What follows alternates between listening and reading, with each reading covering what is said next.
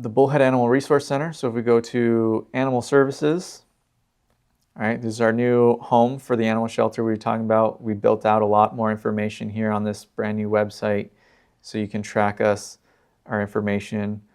We got they added us a social media feed there. Animal events, we care. So we've got this calendar here just for events related to animals. So when we have adoption events or we have spay and neuter events, that kind of information, potty cures for a purpose, we have a calendar for that right on the animal shelter page. This one kind of displays a little bit different. This is a card view calendar. And we've got a couple different categories. So wellness events, so we're talking about like those spay and neuter things, right? Low cost vaccination clinics. You'll find these as animal wellness.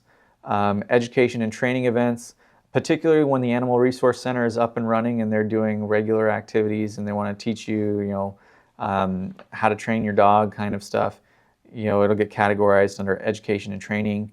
General community events related to animals. So this might be, for example, a bark in the park.